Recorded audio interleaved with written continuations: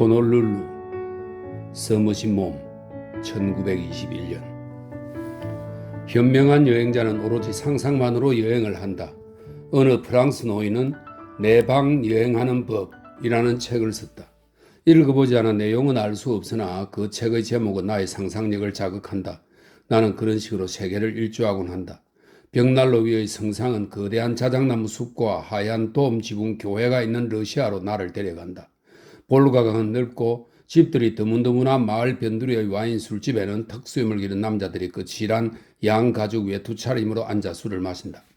나는 나폴레옹이 처음 모스크바를 바라보았던 작은 언덕에 서서 그 도시의 광대한 풍경을 바라본다.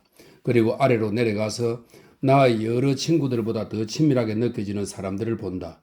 알료사, 브론스키 말고도 여러 명이 있다. 하지만 내 시선은 어떤 도자기로 떨어지고 나는 중국의 알싸한 냄새를 맡는다. 어느덧 나는 비좁은 논뚝길에 놓인 의자에 앉아있거나 나무가 울창한 산 옆을 걷고 있다. 화창한 아침, 내 짐꾼들은 유쾌하게 잡담을 나누면서 터벅터벅 걸어가고 때때로 멀리서 사찰의 은은한 종소리가 신비롭게 들려온다. 베이징의 거리들은 각양각색의 사람들로 북적거리고 그 거리들은 뻗어나가 차근차근 발을 떼는 낙타의 행렬로 이어진다. 그들은 몽골의 암석 사막에서 피륙과 신기한 약품을 가져오는 중이다. 잉글랜드, 런던은 구름이 무겁고 낮게 걸려있고 햇빛은 너무 어두워서 마음이 가라앉는 겨울철의 어느 오후인데 창밖을 내다보면 산호섬 해변을 따라 코코넛 나무들이 빽빽이 늘어서 있다. 햇빛 아래 은빛 물가를 거닐다 보면 너무나 눈이 부셔 제대로 쳐다볼 수가 없다. 머리 위에서는 찌르레기들이 호들갑을 떨고 파도는 끊임없이 암초에 부딪힌다. 이런 여행이 최상의 여행인 것은 자기 집 난로가에서 할 수 있는 데다 환상이 깨질 염려가 없기 때문이다. 그런데 꼭 커피에 소금을 치는 사람들이 있다.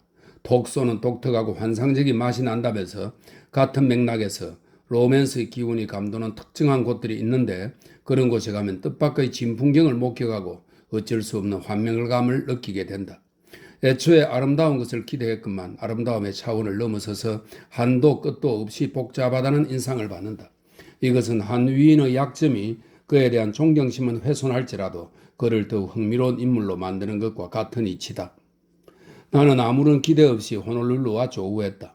그곳은 유럽에서 아주 멀리 떨어져 있었고 샌프란시스코에서 출발해도 기나긴 항해 끝에 도달할 수 있는 데다 그 이름에 온갖 기기 묘묘한 것들이 연관되던 곳이라 처음 그곳을 마주했을 때 나는 내 눈을 믿을 수가 없었다. 당시 내 마음속에 그곳에 대한 기대감이나 특정한 심상이 있었는지는 모르겠으나 나는 내 눈으로 그것을 목격하고는 놀라 자빠질 지경이었다. 그곳은 전형적인 서부 도시였다.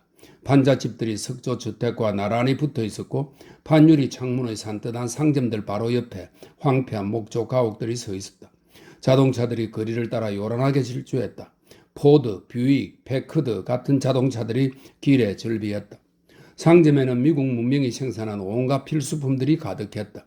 건물 두 채를 지나면 은행이 있고 네 채를 지나면 전기선 회사 대리점이 있었다. 거리에는 생각지도 못한 각양각색의 사람들이 가득했다. 미국인들은 날씨를 무시한 검은 외투와 풀먹이 높은 목깃, 밀짚모자, 중절모, 중산모 차림이었다. 연갈색 피부와 곱슬머리의 카나카인들은 셔츠와 바지만 입었지만 혼혈인들은 밑으로 넓게 퍼지는 넥타이와 인조 가죽 부츠로 멋을 부렸다. 살살 웃는 얼굴의 일본인들은 흰 면포 바지를 입은 모양이 단정하고 말쑥해 보였고 전통 복장을 한 일본 여자들은 아기를 업고 한두 걸음 뒤쳐져서 걸어갔다. 밝은 색상의 외투를 입고 머리를 바짝 깎은 일본 아이들은 진기한 인형 같았다. 중국인들도 있었다. 두실두실하고 풍채 좋은 중국 남자들은 특이하게 미국인 복장을 했지만 중국 여자들은 검은 머리를 단단히 묶어 손질한 모양이 매혹적이었다. 하도 단정해서 한치도 흐트러짐이 없는 것 같았고 흰색, 연파랑색 혹은 검정색 긴 원피스에 바지를 입은 모양새가 대단히 깨끗했다. 마지막으로 필리핀인들이 있었는데 남자들은 커다란 밀짚 모자를 썼고 여자들은 과장된 퍼프 소매의 연 노란색 모슬린 옷을 입고 있었다. 그곳은 동양과 서양이 만나는 장소다. 가장 새로운 것이 유구한 것과 어우러진다. 기대한 로맨스를 찾지 못했다 해도 대단히 흥미로운 것들과 맞닥뜨리게 된다. 이 신기한 사람들은 각자 다른 언어와 다른 생각을 가지고 서로 뒤섞여 살아간다. 그들은 서로 다른 신을 믿고 서로 다른 가치관을 가진다. 그들이 공유하는 열정은 단 두 가지, 사랑과 배고픔이다. 그들을 가만 지켜보고 있으면 그 특별한 활력을 감지하게 된다. 공기는 대단히 온화하고 하늘은 몹시 푸르지만 왠지 모르게 군중 속에서 고동치는 후끈한 열정 같은 것이 전해져 온다. 성당장 모퉁이에 서서 흰 지휘봉으로 교통 신호를 내리는 원주민 경찰관마저도 그 모습은 점잖아 보이지만 한꺼풀만 들춰보면 어둠과 미스터리가 자리하고 있다. 밤중에 느닷없이 들려오는 낮고 끈질긴 북소리에 숲의 정막이 깨질 때 가슴이 살짝 저릿하면서 전율이 밀려오는 것은 바로 그 때문이다. 나는 그것의 정체를 모르겠다. 내가 호놀룰루의 이러한 부조리함을 숙고하는 것은 이것이 내가 하고 싶은 이야기의 핵심이기 때문일 것이다. 내가 할 이야기는 원시적 미신에 관한 이야기인데 모호한 면이 있기는 해도 대단히 세련된 문명세계 안에서도 그런 종류의 일이 엄연히 존재한다는 사실이 놀랍기만 하다. 나로서는 전화와 전차, 일간신문이 존재하는 세상 한복판에서 그런 불가사의한 일들이 일어난다는, 적어도 일어난다고 생각되는 이 현실이 믿기지 않는다. 나에게 호놀룰루를 구경시켜준 친구 역시 똑같은 부조리함을 가지고 있었고 그의 부조리함은 처음부터 대단히 도드라진 특성으로 내게 다가왔다. 그는 윈터라는 이름의 미국인이었다. 나는 뉴욕의 한 지인이 그의 앞으로 써준 소개장을 가져갔다. 그는 40, 50대의 남자로 수치 없는 검은 머리는 관자놀이 쪽이 희끗희끗했고 갸름한 얼굴형의 이목구비가 날카로웠다. 반짝거리는 두 눈과 커다란 뿔테 안경은 품위를 발산했지만 매력은 조금도 없었다. 키는 큰 편이었고 몸은 몹시 말라 빼빼했다. 그는 호놀룰루 태생이었는데 아버지는 상류층 출신답게 양말류를 비롯해 테니스 라켓부터 방수포까지 온갖 물건들을 판매하는 큰 가게를 운영했다. 장사가 잘 되었기 때문에 윈터의 아버지는 아들이 가업을 잊지 않고 배우가 되겠다고 선언했을 때 대단히 격분했다. 충분히 짐작이 가고도 남는 일이다. 그는 무대에서 20년을 보냈다. 재능이 출중하지 못한 탓으로 가끔씩 뉴욕에서 생활하기도 했으나 대부분은 거리를 무대 삼아 세월을 보냈는데 아주 바보는 아니었던 덕에 오하이오 클리블랜드에서 작은 배역을 전전하느니 호놀룰루에서 카트펠트를 타는 편이 낫겠다는 결론에 도달했다. 그는 무대를 떠나 가게 일을 시작했다. 오랫동안 힘들게 살아왔던 만큼 큰 차를 몰고 골프 코스 인근의 아름다운 집에 사는 호사를 철저히 즐겼을 것이다. 그리고 다재다능한 사람이라 틀림없이 사업체를 유능하게 잘 운영했을 것이다. 하지만 그는 예술가 완전히 절연하지 못했고 더는 무대에 오를 수 없었으므로 그림을 그리기 시작했다. 그는 나를 자신의 작업실로 데려가 작품을 보여주었다. 그의 작품들은 형편없지는 않았지만 내가 기대한 수준에는 미치지 못했다. 그가 그린 것들은 전부 정물화와 가로세로 20 곱하기 25cm 정도의 소품뿐이었는데 아주 꼼꼼하게 공들여 마무리한 솜씨가 보였다. 정밀한 것을 선호하는 게 분명했다. 과일을 그린 그림들을 보면 기를란다요, 기를란다요는 도메니카 기를란다요라고 하는 사람인데요. 15세기 사람입니다. 사실적인 작품으로 유명한 이탈리아 르네상스 시대의 화가입니다. 기를란다요의 그림 속 과일이 생각났다. 그의 참을성도 놀라웠지만 그의 솜씨에 감탄하지 않을 수 없었다. 그가 배우로서 실패한 이유는 세심한 분석 끝에 나온 그의 연기가 풋라이트를 뛰어넘어 전달될 정도로 대담하지도 폭넓지도 않았기 때문일 거라고 나는 생각한다. 그는 그 도시의 주인인 양 말하면서도 그곳을 은근히 깎아내리는 말로 소개했고 나는 그런 그가 재미있었다. 그는 미국에서는 이곳에 견줄 만한 곳이 없다고 진심으로 믿으면서도 그런 자신의 태도가 코믹하다는 것을 분명히 인식했다.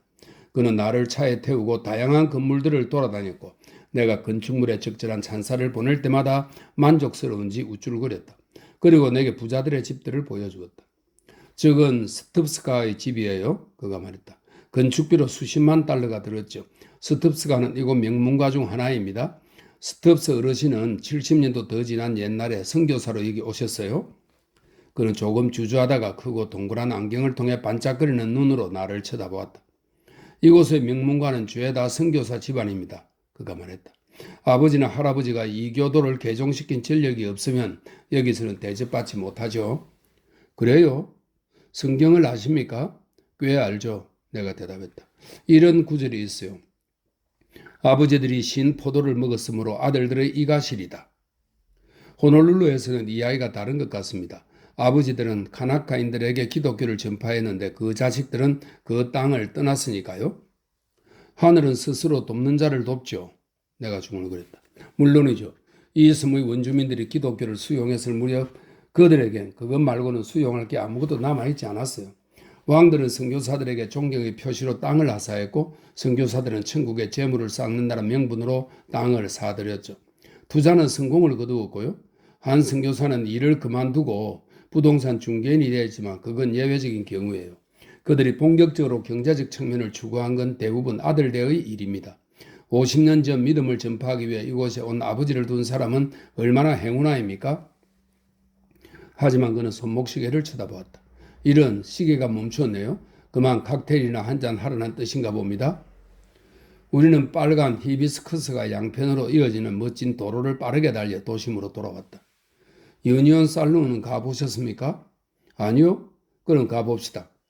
나는 그곳이 호놀룰루에서 가장 유명한 명소라는 걸 알았기 때문에 몹시 궁금한 마음을 안고 안으로 들어섰다.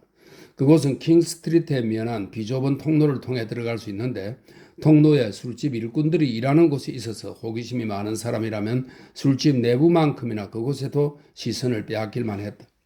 안으로 들어가니 널찍하고 네모난 방이 있었다. 출입구가 세 군데 나 있고 방을 가로지르는 기다란 바 건너편에는 두 기퉁 위에 칸막이를 친 작은 방들이 있었다. 전하는 이야기로는 칼라카우아 국왕은 하와이 왕국의 마지막 왕입니다. 칼라카우아 국왕이 백성들의 눈을 피해 술을 마시는 곳으로 만들어진 방들이라 하는데 까만 피부의 군주가 로버트 루이스 스티븐슨과 함께 여기 어디에 앉아 있었구나 생각하면 즐거워진다. 유화로 그린 그의 초상화가 황금빛 액자에 담겨 걸려 있다. 빅토리아 여왕의 사진도 두 점 있다. 그리고 벽에는 오래된 18세기 조각 동판화들이 걸려 있는데 그중 하나는 어쩌다 거기까지 흘러왔는지 알 길이 없는 더 와일드, 이것은 셰무엘 더 와일드입니다. 배우들의 초상화를 그린 영국의 화가인데 1751년에 태어나서 1832년에 사망했습니다. 더 와일드의 연극 배우 초상화다. 20년도 더 지난 더 그래픽과 일러스트레이티드 런던 뉴스의 크리스마스 특별판 부록의 석판화들도 있다. 그 외에 위스키와 진, 샴페인, 맥주 광고지들, 야구팀과 원주민 오케스트라의 사진도 있다. 나는 현대적이고 번잡한 세상을 밖의 환한 거리에 남겨두고 죽어가는 세상으로 들어온 기분이었다. 그곳에는 예스러운 정취가 배어 있었다. 우중충하고 흐릿한 불빛 속에서 묘하게 신비로운 분위기가 도는 것이 암그레의 딱일 것 같았다. 냉혈한들이 목숨을 걸고 난폭한 행위들이 단조로운 삶을 수놓았던 그 험난한 시절이 있었음을 암시했다. 내가 들어갔을 때 술집 안은 거의 차 있었다. 직장인 여러 명이 바에 모여 서서 이야기를 나누는 중이었고 한쪽 구석에는 카나카인 둘이 술을 마시고 있었다. 저문인 듯한 남자 두세 명은 주사위를 흔들며 게임을 했다. 나머지는 화물선 선장, 1등 항해사, 기관사 등등 뱃사람 일색이었다. 바 뒤에는 흰 옷차림에 크고 투실한 몸집, 검은색 피부, 깨끗이 면도한 얼굴, 풍성한 곱슬머리, 크고 옅은 눈의 호내린 둘이 그 술집의 명물인 호놀룰루 칵테일을 부지런히 만들었다. 윈터는 거기 있는 사람들의 절반 이상은 아는 듯했다. 우리는 바 쪽으로 나아가는데 체구가 작고 뚱뚱하며 안경을 낀 남자가 혼자 서 있다가 그에게 술잔을 내밀었다. 아니, 일행이랑 같이 왔어요, 선장. 윈터가 말했다. 그 남자가 내게 고개를 돌렸다. 여긴 버틀러 선장이에요? 작은 사내는 내 손을 잡고 흔들었다. 우리는 이야기를 나누기 시작했지만 나는 주변으로 관심이 분산되어 그자를 눈여겨보지 않았다. 우리는 칵테일을 한 잔씩 주문하고 나서 헤어졌다. 다시 자동차에 올라타고 출발할 때 윈터가 내게 말했다. 운 좋게 버틀러와 마주쳤군요. 그렇지 않으면 당신이 그 사람을 만나봤으면 했거든요. 그 남자 어떻던가요? 별다른 생각 안 했는데요. 내가 대답했다. 초자연적인 현상을 믿습니까? 글쎄요, 잘 모르겠어요. 내가 미소를 지었다. 한두 해 전 그 남자에게 정말 괴이한 일이 있었어요. 그 사람에게 그 이야기를 꼭 들어보세요. 무슨 일인데요? 윈터는 내 질문에 대답하지 않았다. 내가 설명할 수는 없어요. 그가 말했다. 그것이 사실이라는 건 의심할 바 없지만요. 그런 것들에 관심이 있습니까? 그런 것들요? 주술과 마법 같은 것들 말입니다. 난 그런 것들에 관심이 없는 사람을 본 적이 없는데요. 윈터가 잠시 머뭇거렸다. 내가 이야기하기는 곤란해요. 그 사람의 입으로 직접 들어야 판단이 설 겁니다. 오늘 밤 자리를 마련할까 하는데 시간 어떠세요? 마침 특별한 일은 없습니다. 그에게 연락해서 우리가 배로 찾아가도 되는지 알아보죠. 윈터는 그에 관한 이야기를 몇 가지 해주었다. 버틀러 선장은 태평양에서 평생을 보낸 사람이었다. 왕년에는 지금보다 형편이 더 좋았다고 한다. 1등 항해사를 거쳐 캘리포니아 해변을 오가는 여객선의 선장을 지낼 정도였다. 하지만 그의 배는 난파했고 그 와중에 승객들이 여럿 익사하고 말았다. 술 때문이었겠죠? 윈터가 말했다. 물론 사고에 대한 조사가 이루어졌다. 그는 자격증을 박탈당하고 먼 타양을 떠돌았다. 몇 년간 남태평양을 여기저기 전전했지만 지금은 호놀룰루와 군도 내 여러 섬을 오가는 작은 범선의 선장으로 일하고 있었다. 배의 주인은 중국인인데 선주는 자기 배의 선장이 무자격자라는 사실을 알고 그를 싼 값에 부려먹었다. 백인을 선장으로 쓰면 항상 이익이었다. 나는 그 이야기를 듣고 기억을 더듬어 그의 생김새를 떠올려 보았다. 동그란 안경과 그 뒤의 동그랗고 파란 눈이 떠오르면서 그의 모습이 점차 눈앞에 그려졌다. 어디 하나 모난 구석 없이 살집이 두둑하고 체구가 작은 남자였다. 보름달처럼 동그란 얼굴, 작은 방울코, 짧은 금발, 붉은 빛이 도는 깨끗이 면도한 얼굴, 손도 통통해서 손가락 마디가 움푹움푹했고 다리도 짧고 투실투실했다. 성격은 마냥 유쾌해서 그 비극적인 사고를 겪고도 구름 한 점 없는 듯 했다. 나이는 34살쯤 되었을 텐데 그보다 훨씬 젊어 보였다. 아까는 그를 보는 둥 마는 둥 했지만 그런 사달을 겪고 신세를 거르친 그의 사연을 알게 된 이상 다시 만나면 그를 유심히 살펴보기로 했다. 다양한 사람들의 다양한 감정적 반응을 관찰하는 것은 대단히 흥미로운 일이다. 어떤 이들은 참혹한 전투를 치르고도 눈앞에서 죽음의 공포와 상상을 초월하는 두려움을 겪고도 자신의 영혼을 무사히 지켜내는가 하면 어떤 이들은 적막한 바다 위에 뜬 달의 떨림이나 잠목 숲에서 들려오는 새소리에도 격렬한 발작을 일으켜 완전히 다른 사람이 되기도 한다. 강함과 약함의 문제일까? 아니면 상상력의 부재나 인격의 불완전성 때문일까? 잘 모르겠다.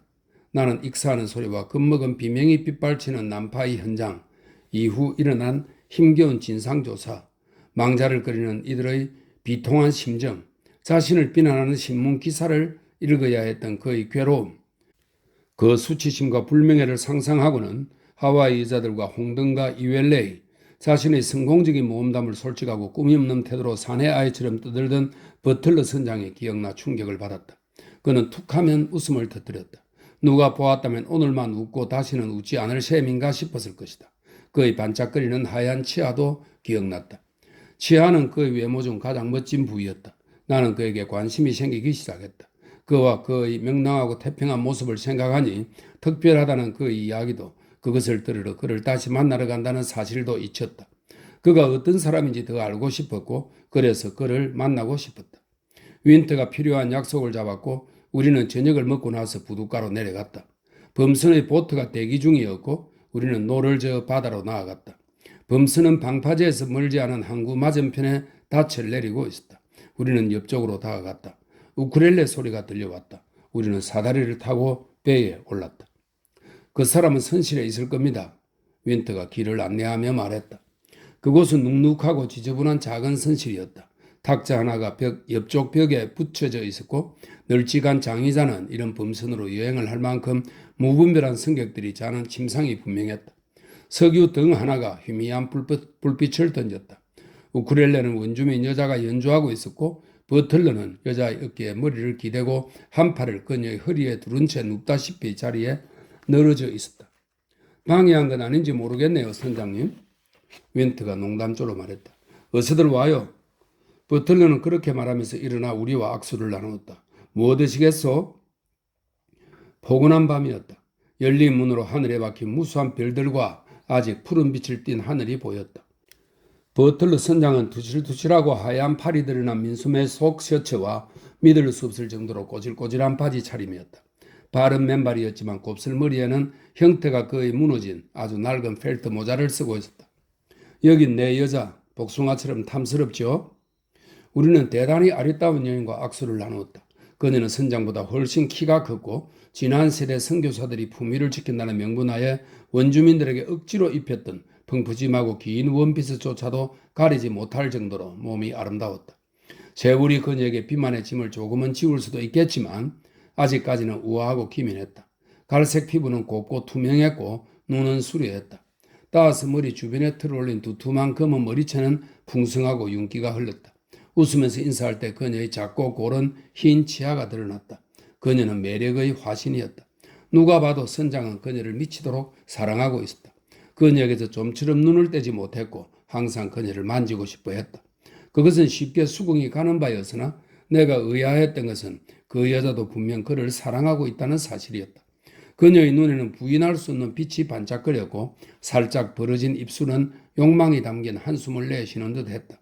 짜릿한, 심지어 가슴이 뭉클해지는 광경이어서 나는 그 분위기에 조금 동화될 수밖에 없었다. 사랑에 취한 커플에게 뜬금없는 낯선 사람이라니? 윈터가 나를 데려오지 말았어야 했다는 유감스러운 생각이 들었다. 우중충한 선실이 달라 보였고 열정을 분출하기에 더할 나위 없이 좋은 장소 같았다. 나는 선박들이 절배한 호놀룰루 항구와 별이 총총한 광대한 하늘 아래 세상과 떨어져 있는 이 범선을 영원히 잊지 못할 거라는 생각이 들었다. 이 연인들이 함께 배를 타고 밤중에 텅 빈 태평양을 건너 초록빛 둥근 섬들을 오가는 상상을 하니 즐거웠다. 로맨스를 품은 산들바람이 살며시 내 뺨을 간지럽혔다. 하지만 버틀러는 로맨스와 어울리는 구석이라고는 눈을 씻고 찾아봐도 없는 남자였으므로 대체 그 어떤 점이 사랑의 불을 지피는 것인지 납득이 되지 않았다. 지금 차림새로는 아까보다 더 투실투실해 보였고 안 그래도 동그란 얼굴은 동그란 안경 때문에 영락없는 아기 천사로 보였다. 그는 망가진 목사보를 연상시켰다. 그가 하는 말에는 구시대적 미국 우선주의가 곳곳에 배어 있었지만 그것을 그대로 전하는 것은 고역스러운 일이므로 생동감이 더욱 떨어지더라도 그가 한 말을 내 방식대로 서술할 생각이다. 더욱이 그는 심성은 착하나 욕설을 빼면 한마디도 못하는 사람인지라 그의 말은 체면을 차리는 사람들의 귀에는 거슬려도 글로 읽으면 그럭저럭 투박스럽게 느껴질 것이다. 그는 잘 웃는 유쾌한 남자인데 아마도 그것이 그의 성공적인 미래에 적지 않은 기여를 하는 것으로 보인다. 여자들은 대부분 얄팍한 종족이라 사뭇 여자를 진지하게 대하는 남자는 지루에 못 견디면서 자기를 웃게 만드는 어릿광대는 거부하지 못한다. 그들의 유머 감각은 미숙하다. 에페소스 신전의 다이애나 여신은 모자를 깔고 앉은 딸기코 코미디언에게 항시 반할 준비가 되어 있다. 그런 면에서 보면 버틀러 선장에게 매력이 있었다. 난파선에 대한 참혹한 이야기를 알지 못했더라면 나는 그를 평생 고생 같은 거 모르고 산 사람으로 오해했을 것이다. 우리가 배에 올랐을 때 우리의 주인장이 배를 울렸기 때문에 중국인 요리사가 유리잔과 소다수를 몇 병 가져왔다. 위스키와 선장의 빈 유리잔은 이미 탁자 위에 놓여 있었다. 나는 그 중국인을 보고 상당히 놀라고 말았다. 태어나 그렇게 못생긴 남자는 처음 보았기 때문이다. 키는 아주 작은데 체구는 딱 바라지고 다리를 심하게 저는 남자였다. 원래 하얀색이었을 것으로 짐작되는 더러운 바지와 러닝 셔츠 바람이었고 부스스하고 뻣뻣한 반백의 머리 위에 낡은 트위드 사냥 모자가 얹혀 있었다. 중국인이니 이질적인 느낌은 어쩔 수 없다 해도 그의 외모는 가히 충격적이었다. 너부족하고 네모난 얼굴이 강철 주먹으로 얻어맞은 것처럼 대단히 평평한 데다 곰보 자국이 푹푹 패어 있었다. 하지만 가장 혐오스러운 것은 수술을 하지 않아 도드라진 은청이 입술이었다. 윗입술이 비두름이 코까지 갈라져 있고 갈라진 틈 사이로 크고 노란 송곳니가 보였다. 흉측했다. 그는 입꼬리 쪽에 담배를 꼬나물고 들어왔는데 그것이 왠지 모르게 사악한 인상을 풍겼다. 그가 위스키를 따르고 소다수 병을 땄다. 가득 따르지 마, 존, 선장이 말했다. 그는 말없이 우리에게 유리잔을 하나씩 건네주고는 밖으로 나갔다. 우리 칭크를 보던데요. 이 칭크는 중국인을 낮잡아 부르는 말입니다. 우리 칭크를 보던데요. 버틀러가 퉁퉁하고 번들번들한 얼굴에 환한 미소를 머금었다. 캄캄한 밤에 마주치고 싶지 않은 사람이군요. 내가 말했다. 못생긴 놈이죠. 선장이 말했다. 왠지 모르게 그의 말투에서 강한 만족감이 느껴졌다. 하지만 장점이 하나 있어요. 그 놈을 보고 나면 도저히 한잔 안 할 수가 없다는 거죠. 하지만 내 시선은 탁자 위 벽에 걸린 조롱박에 가닿았다. 나는 그것을 보려고 일었었다. 예전에 골동품을 하나 사려고 알아본 적이 있는데 그때 박물관에서 본 소장품 외에 이것처럼 훌륭한 것은 본 적이 없었다. 여기 섬의 족장이 준 겁니다. 선장이 나를 바라보며 말했다. 내가 호의를 베풀었으니 자기도 나한테 좋은 걸 주고 싶다면서? 정말 그랬나 봅니다. 내가 대답했다. 나는 버틀리 선장에게서 이것을 얻을 방법이 없을까 궁리했다. 그가 저런 물건을 아끼다니 의외라는 생각을 하는데 그가 내 생각을 읽었는지 말했다. $10,000를 준다고 해도 저건 안 팝니다. 그럼요, 윈터가 말했다. 저걸 팔면 그건 범죄죠. 왜요? 내가 물었다. 저것이 그 이야기와 관련이 있어요. 윈터가 대답했다. 그렇죠, 선장님? 물론이죠. 어디 들어봅시다. 아직 밤이 무르익지 않았어요. 그가 대답했다. 밤이 완전히 무르익고 나서야 그는 내 호기심을 채워주었다. 버클리 선장이 오래전에 샌프란시스코에서 겪은 일과 남태평양에서 겪은 일을 이야기하는 동안 모두들 위스키를 마셔 근하게 취해 있었다. 여자는 자리에 웅크리고 누워 잠이 들었다. 얼굴은 갈색 파리에 얹혀 있었고 숨을 쉴 때마다 가슴이 오르락내리락 했다. 잠이 든 그녀는 시무룩해 보였지만 지독하게 아름다웠다. 그는 낡고 허름한 범선에 화물을 싣고 돌아다니던 군도의 어느 섬에서 그녀를 만났다. 카나카인들은 일하는 걸 그다지 좋아하지 않고 근면한 중국인들과 약삭빠른 일본인들은 장사를 그만둔 곳이었다. 그녀의 아버지는 소유한 조그만 땅에 토란과 바나나를 재배하고 보트를 타고 나가 낚시를 했다. 그는 범선의 항해사와 먼 친척벌이었고 버틀러 선장에게 저녁낮을 한가하게 보낼 곳으로 넓고 작은 목재 가옥을 소개했다. 그들은 위스키 한 병과 우쿨렐레를 가지고 그곳에 왔다. 선장은 숫기 없는 사내가 아니었다. 그는 예쁜 여자를 보고 구애했고 원주민 말을 유창하게 구사해 그녀의 수줍음을 이겨낼 수 있었다. 그날 저녁 그들은 노래하고 춤을 추었다. 자리가 파할 때쯤 그녀는 그의 옆에 앉았고 그는 그녀의 허리에 팔을 감고 있었다. 공교롭게도 그들은 발이 묶여 그 섬에서 며칠 더 보내게 되었는데 어떤 경우에도 서두르는 법이 없는 선장은 굳이 체류 기간을 줄이려 하지 않았다. 그 아늑한 항구에 있으니 마냥 즐거웠고 인생은 길었다. 아침이면 배 주위에서 수영을 하고 저녁이 되면 다시 수영을 했다. 부둣가에 뱃사람들이 위스키를 마시는 선구점이 있었다. 그는 낮에 거기서 호내린 주인장과 크리비지 게임을 하고 크리비지 게임은 점수로 승부를 가리는 2인용 카드 놀이입니다. 크리비지 게임을 하면서 시간을 죽였다. 밤이 되면 항해사와 같이 그 아리따운 여자가 사는 집으로 올라가 다 같이 노래를 한두 곡 부른 뒤 이야기꽃을 피웠다. 그에게 그녀를 데리고 가라고 제안한 것은 그녀의 아버지였다. 그들은 화기애애한 분위기에서 그 문제를 의논했고 그동안 여자는 그의 품에 파고들면서 두 손의 압박과 달콤한 눈웃음으로 그를 재촉했다.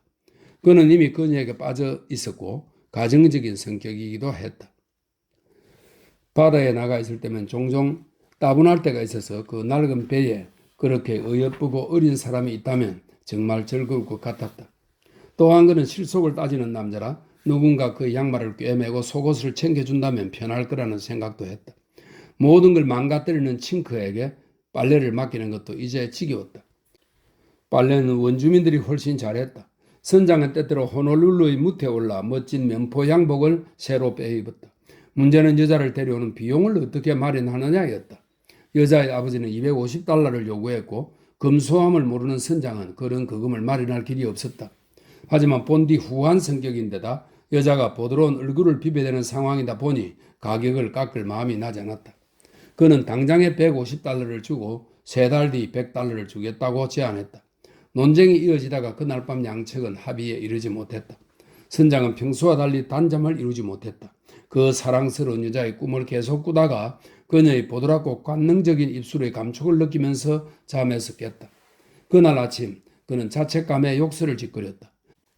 지난번 호놀룰루에 갔을 때 밤새 포크를 하다가 돈을 잃은 탓에 현금이 모자랐던 것이기 때문이다. 간밤에 그녀에게 반해 있었다면 그날 아침에는 그녀에게 미쳐 있었다. 이봐 브네너스, 선장은 항해사에게 말했다. 난 그 여자를 가져야겠어. 가서 영감에게 오늘 밤 내가 돈을 가져갈 테니 여자를 채비시키라고 해. 우리는 새벽에 출항할 거니까 준비하고. 그 항해사가 어쩌다가 그런 기괴한 이름을 갖게 됐는지는 모르겠다. 그의 성은 휠러였는데 성은 영국인의 것일지언정 백인의 피는 한 방울도 섞이지 않은 자였다. 키가 크고 조금 통통하기는 해도 늘씬한 편이었지만 보통 하와이 사람보다 피부색이 훨씬 어두웠다. 젊은 나이는 아니었고 부스스하고 순 많은 곱슬머리는 희끗희끗 새어 있었다. 도금한 위쪽 대문니는 거의 자랑거리였다. 심한 사팔떡이라 기괴한 느낌을 풍겼다. 농담을 좋아하는 선장은 그의 약점을 가차없이 놀려대며 익사를 떨었다. 항해서가 그것에 예민하다는 것을 알았기 때문이다. 비네너스는 대부분의 원주민들과 달리 무뚝뚝한 남자였지만 버틀러 선장은 그가 싫지 않았다. 그처럼 선량한 성품의 사람이 누군가를 미워할 수는 없었다. 그는 바다에 나갈 때 누군가가 옆에서 말동무가 되어주기를 바라는 말 많고 사교적인 사람이었고, 선교사를 꼬셔 술잔을 기울이면 입을 여는 법이 없는 항해사와 하루하루 살아가는 것도 견딜만 했다. 그는 최선을 다해 항해사를 자극했다. 인정사정 없이 항해사를 놀려댔지만 김색의 분분이 혼자 웃게 되는 바람에 버네너스는 술에 취하든 맨정신이든 백인 남자의 말벗으로는 젬병이라는 결론에 도달했다. 하지만 항해사는 훌륭한 뱃사람이었고 선장은 믿을 만한 동료의 소중함을 아는 영민한 사람이었다. 외국으로 항해를 떠날 때도 심심찮게 있었다. 그럴 때면 침상에 들어누워 있는 것 외에 딱히 할 일이 없었으므로 버네너스를 믿고 침상에 누워 마음 편히 술병을 끼고 잠들 수 있었다. 하지만 버네너스는 사교성이 전혀 없었다. 주거니 받거니 이야기를 나눌 사람이 절실하던 차에 그 여자는 선장의 말 상대로 그만이었다. 게다가 무태 올라가도 그 어린 여자가 기다리고 있다는 걸 알면 고주망태가 되어 배에 돌아오는 일도 줄어들 것 같았다. 그는 친구인 선구점 주인을 찾아 지인을 넣은 하이볼을 앞에 놓고 그에게 돈을 구워달라고 청했다. 선장이란 배 용품을 파는 가게 주인에게 도움이 될 만한 것이 한두 개는 있기 마련이라 25분쯤 두른두른 대화를 나눈 끝에 선장은 지폐 뭉치를 뒷주머니에 쑤셔 넣었고 그날 밤 여자를 데리고 그의 배로 돌아왔다. 버틀러 선장은 먼저 결심하고 나서 차후의 명분을 찾는 사람이었다. 그가 기대한 것은 실제로 이루어졌다. 그는 술을 끊지는 않았지만 과음은 하지 않았다. 2, 3주 동안 도시를 떠나 사내들과 저녁을 보내는 것도 즐거웠지만 자기 여자에게 돌아가는 것도 즐거웠다. 그녀가 쌕쌕 단잠을 자는 모습, 선실로 들어가 그녀를 굽어보면 눈은 나른하게 뜨고 그에게 두 팔을 쭉 벌리는 모습을 생각하면 정신없이 바쁠 때 못지않게 기분이 좋았다. 돈도 착착 모였다. 원래 너그러운 성품인 그는 어린 여자에게 잘 해주었다. 긴 머리를 빗으라고 언제 빗을 사주었고 금 목걸이와 그녀의 손가락에 맞는 가공 루비 반지도 사주었다. 돈은 깨져도 살맛이 났다. 그렇게 1년이 꼬박 흘렀다. 그는 아직 그녀가 실증나지 않았다.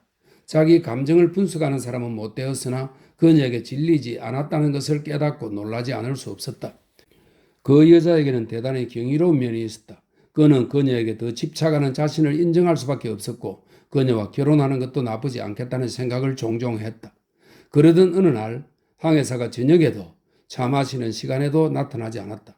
처음에 버틀러는 크게 신경 쓰지 않았지만 두 번째도 그가 나타나지 않자 중국인 요리사에게 물었다. 항해사는 어디 있나? 차 마시러 안 와? 오기 싫은가 보죠? 어디 아픈가? 몰라요.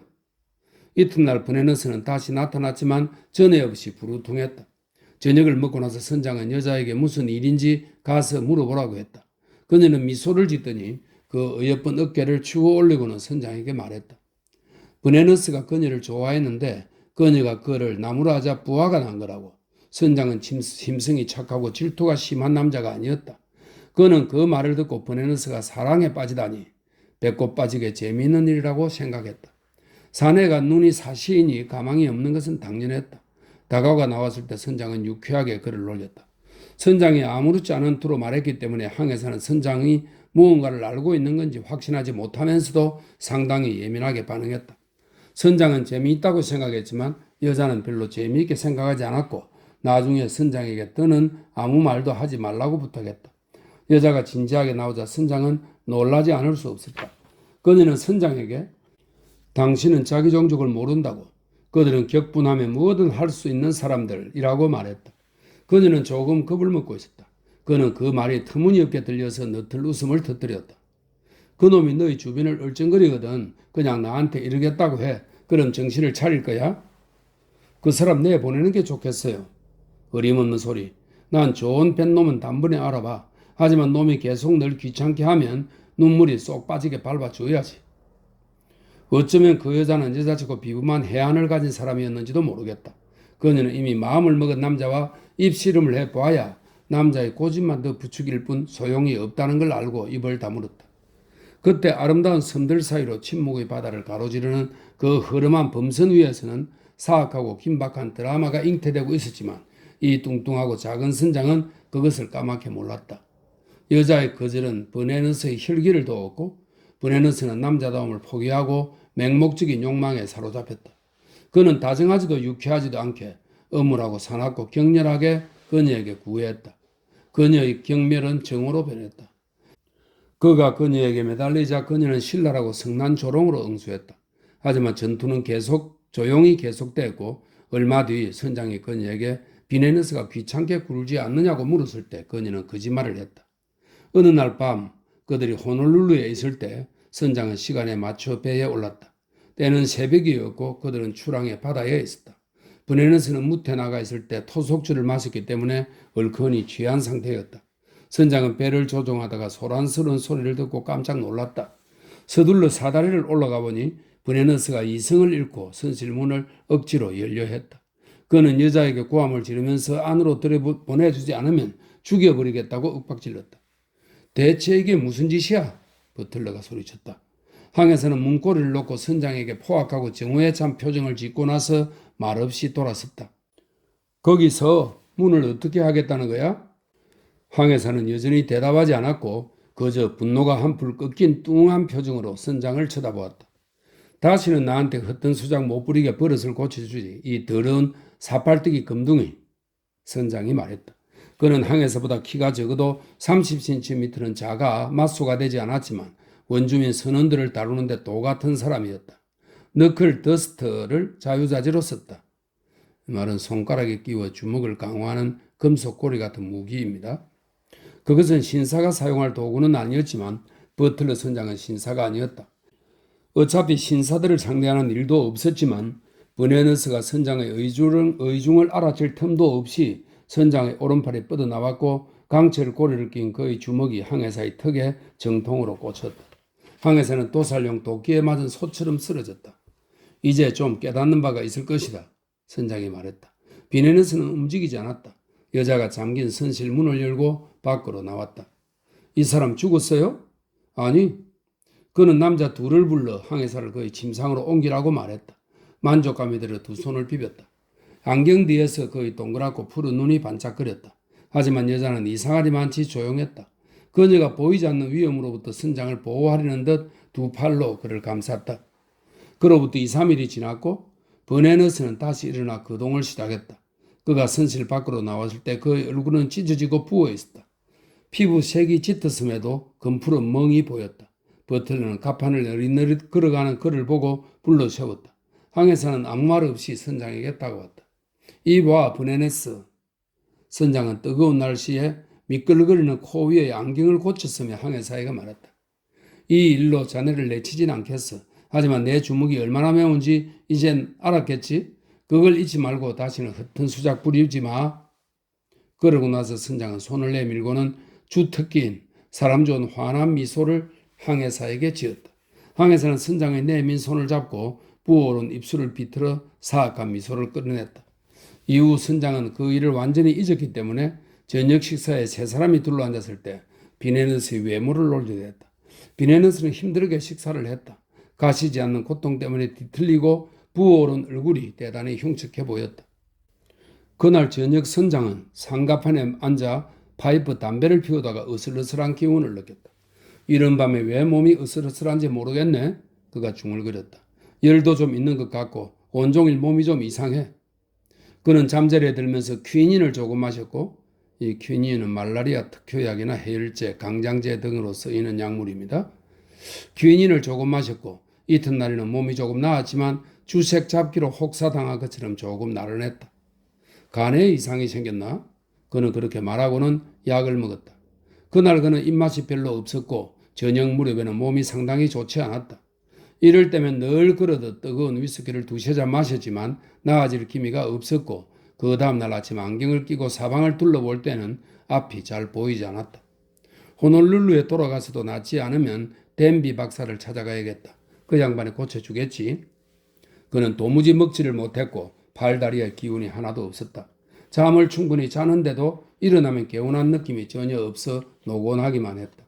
하지만 그 작지만 다부진 남자는 누워 뒹굴거리는 것은 생각하기도 싫어 매번 힘겹게 침대에서 몸을 일으켰다. 그러다가 며칠 후 몸을 짓누르는 듯한 나른함을 도저히 물리치지 못하고 일어나지 않기로 했다. 배는 버네너스가 알아서 하겠지, 그가 말했다. 전에도 그런 적이 있으니까. 그는 툭하면 사내들과 밤새 놀고 나서 아무 말 없이 침대에 누워 지냈던 옛일이 생각나 살짝 웃음이 터졌다. 하지만 그것은 여자를 얻기 전의 일이었다. 그는 여자에게 미소를 짓고는 그녀의 손을 꼭 쥐었다. 여자는 당혹하고 불안한 기색이었다. 그녀가 그를 걱정하자 그는 여자를 안심시켰다. 평생 하루 이상 알아누운 적이 없으니 육지에서 일주일만 지내면 팔팔해질 거라고. 나는 당신이 버네너스를 내쫓았으면 좋겠어요. 그녀가 말했다. 이 일의 뒤에 그 사람이 있는 것만 같아요. 그렇게는 못해. 그럼 배는 누가 조종하라고? 난 좋은 뱃놈을 보면 딱 알아. 푸른 빛이 바랜 듯 누르스름하고 허연 빛이 도는 그의 푸른 눈이 반짝거렸다.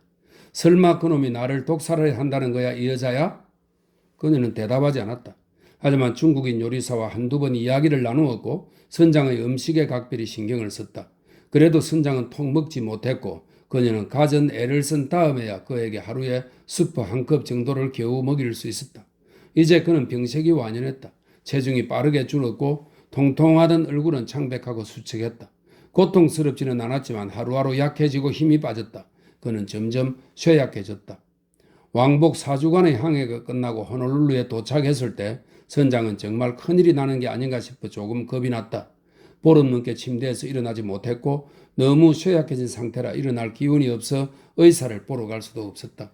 그는 의사에게 전가를 보내 왕진을 청했다. 의사는 선장을 진찰했지만 원인을 찾지 못했다. 그의 체온은 정상이었다. 이봐요 선장, 의사가 말했다. 솔직하게 말하리다. 나는 뭐가 문제인지 모르겠어요. 이렇게 봐서는 알 수가 없어요. 입원하면 꾸준히 지켜볼 수가 있는데 장기에는 아무런 이상이 없으니 몇 주 정도 입원하면 정상으로 돌아올 겁니다. 배를 떠날 수가 없어요. 선장은 중국인 선주들이 별난 고용주라고 말했다. 만약 그가 병이나 배를 떠나 있으면 선주가 그를 해고할지도 모르는데 실직을 하면 큰일이었다.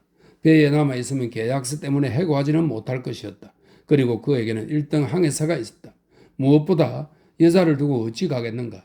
누구도 그녀보다 간호를 잘할 수는 없었다. 누군가 그에게 의지처가 되어준다면 그녀가 제격이었다. 어차피 누구나 한 번은 죽는 것 아닌가. 그는 그저 혼자 있고 싶었다. 그가 조언을 들으려 하지 않자 의사는 어쩔 수 없었다. 처방전을 써주리다. 그가 미심쩍은 투로 말했다.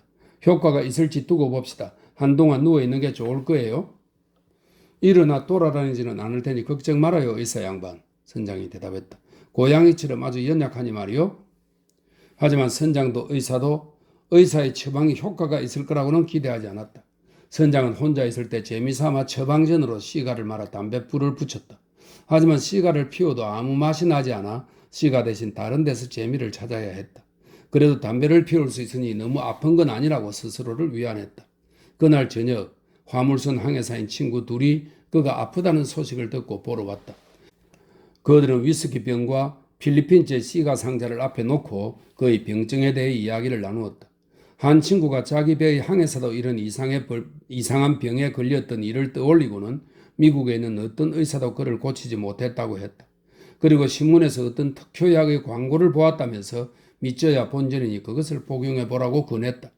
자기네 항해사는 그것을 2병 복용하고 나서 평소처럼 팔팔해졌다고 했다.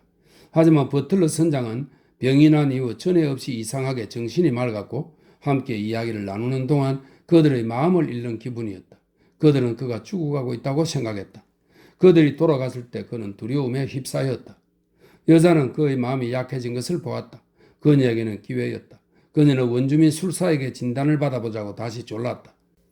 그는 그녀가 이 말을 처음 꺼냈을 때처럼 단칼에 거절하는 대신 지친 눈으로 가만히 듣고 나서 손을 내저었다. 미국인 의사가 병의 원인을 알아내지 못하는 건 참으로 이상한 일이었다. 하지만 그는 두려운 마음을 여자에게 들키고 싶지 않았다. 망할 끔둥이를 불러 진찰을 받으면 여자에게 위안이 되겠지. 그는 그녀에게 뜻대로 하라고 말했다. 어느 날 밤 원주민 술사가 왔다. 선장은 반쯤 깨서 혼자 누워있었고 선실 안은 기름 램프의 희미한 불빛으로 어두겠다. 문이 살며시 열리더니 여자가 까치발을 딛고 안으로 들어왔다. 그녀가 문을 잡아주자 누군가 조용히 뒤따라 안으로 들어왔다.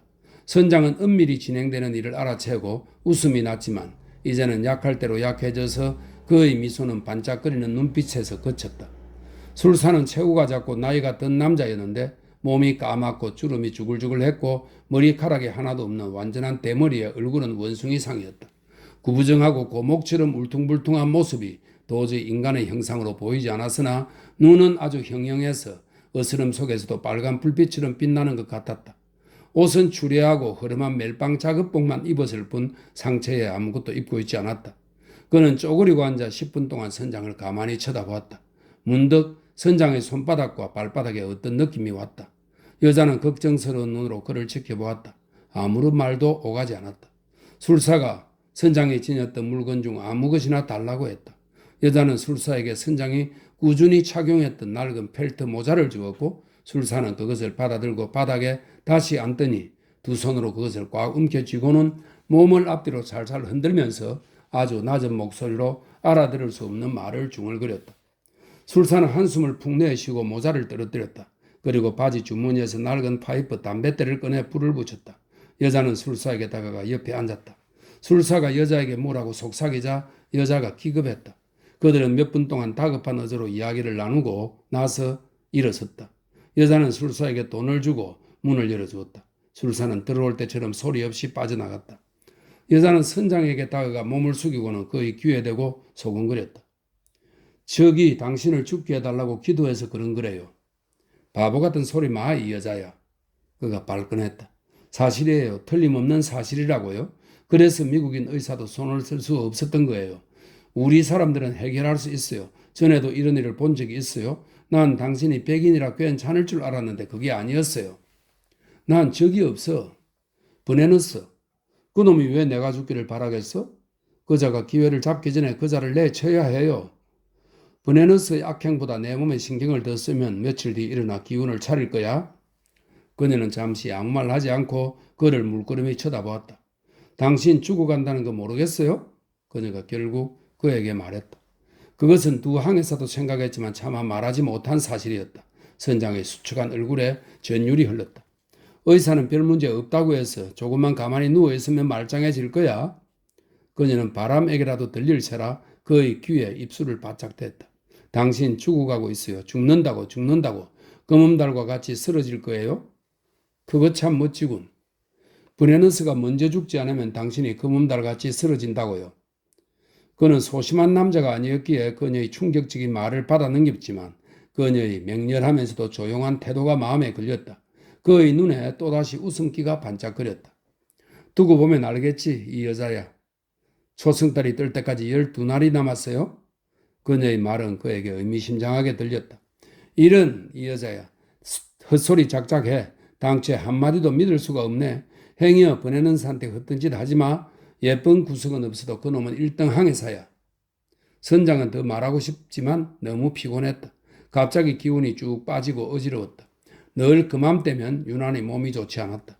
그는 눈을 감았다. 여자는 잠시 그를 지켜보다가 살그머니 선실을 빠져나왔다. 마늘에 가까운 달이 검은 바다 위로 은빛길을 터주었다. 구름 한 점 없는 하늘에서 뻗어나온 달빛이 환했다. 그녀는 두려운 마음으로 달을 쳐다보았다. 달과 함께 사랑하는 남자도 쓰러지고 있다는 것을 알았기 때문이다. 그의 목숨은 그녀의 손에 달려 있었다. 그녀가 그를 살릴 수 있었다. 오직 그녀만이 그를 살릴 수 있었지만 적은 교활한 놈이라 그녀도 교활해야만 했다. 그 순간 그녀는 자신을 향한 누군가의 시선을 감지하고 공포에 사로잡혔다. 그늘 속 항해사의 불타는 시선이 그녀에게 꽂혀 있다는 것을 돌아보지 않아도 알 수 있었다. 그자가 무슨 짓을 할지 가늠할 수 없었다. 그자에게 마음을 읽힌다면 패배하는 것이나 다름없었다. 그녀는 죽을 힘을 다해 머릿속으로 모든 생각을 비워냈다. 그자가 죽어야만 연인을 살릴 수 있었다. 그자를 죽여야 했다. 그자가 물이 담긴 조롱박 안을 들여다보게 하여 그 물에 형체를 비춘 다음 그 물을 휘저어 그자의 상을 깨뜨릴 수 있다면 그자는 벼락을 맞은 듯 죽게 될 것이다. 그자의 상이 그자의 영혼이기 때문이다. 하지만 그자는 누구보다 그것이 위험하다는 걸 알았기 때문에 의심을 사지 않고 그자를 속여 넘겨야 했다. 또한 그자가 자기를 노리고 파괴하려는 적이 있다는 것을 알아서도 안 되었다. 그녀는 무엇을 해야 할지 생각이 있었다. 하지만 시간이 촉박했다. 너무나 촉박했다. 얼마 뒤 그녀는 항해사가 가버린 걸 알아채고 한숨을 돌렸다. 이틀 뒤 그들은 출항했다. 열흘 뒤면 초승달이었다. 버틀러 선장은 보기에도 안쓰러웠다. 살가죽과 뼈만 남아 부축을 받지 않으면 거동도 할 수 없었다. 말도 거의 하지 못했다. 하지만 그녀는 아무것도 하지 않았다. 인내를 가지고 기다려야 했다. 항해사는 교활하고 또 교활한 인간이었다. 그들은 군도 내 작은 섬에들로 화물을 내렸다. 이제 남은 날은 단 7일이었다. 드디어 결전의 순간이 왔다.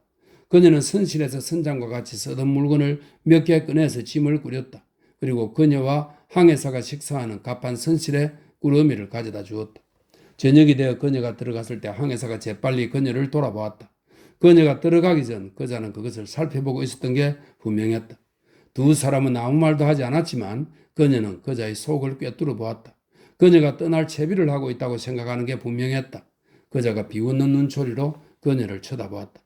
그녀는 선장 몰래 일을 꾸미듯 선장의 옷 몇 벌을 포함해 모든 소지품을 그 선실로 하나씩 가져와서 전부 꾸러미로 쌌다. 버네너스가 못 참고 입을 열었다. 그자가 면포 양복을 가리켰다. 저거 뭐하려고? 그자가 물었다. 그녀는 어깨를 추어 올렸다. 내 섬으로 돌아갈 거야. 그자가 음흉한 얼굴이 이저러지도록 와락 웃음을 터뜨렸다. 선장은 죽어가고 있었고 여자는 가진 것들을 모두 챙겨 떠나려 하고 있었기 때문이다.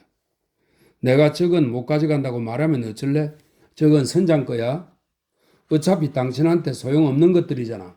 그녀가 말했다. 벽에 조롱박이 하나 걸려 있었다. 내가 선실에 들어갔을 때 본 우리가 이야기를 나누었던 바로 그 조롱박이었다. 그녀는 그것을 내렸다. 먼지가 뽀얗게 끼어 있어서 그녀는 물병에 물을 조롱박에 붓고 손가락으로 조롱박을 닦았다. 그건 뭐 하려고? 팔면 $50는 받을 수 있을 거야. 그녀가 말했다.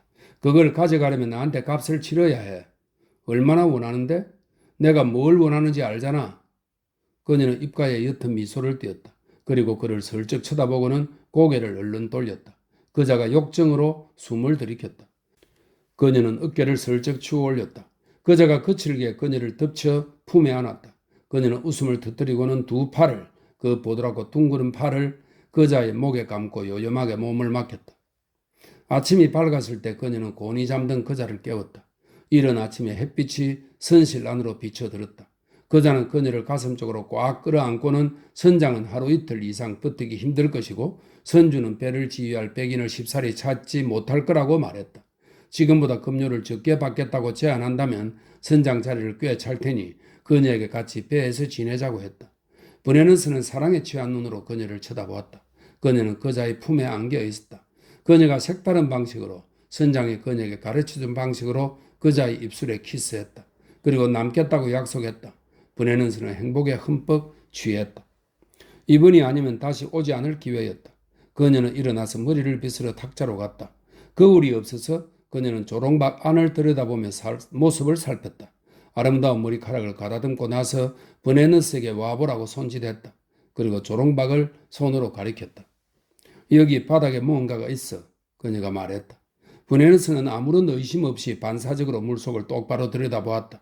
수면에 그의 얼굴이 비치자 그녀가 두 손으로 번개처럼 물속을 내려치자 그녀의 손이 조롱박 밑을 가격하면서 물이 위로 솟구쳤다. 그자의 얼굴이 조각조각 부서졌다. 버네너스는 화들짝 놀라 거칠게 울부짖으며 펄쩍 물러서서 여자를 쳐다보았다. 그녀는 승리감과 증오가 어린 표정으로 거기 서 있었다. 두려움이 그자의 눈에 떠올랐다.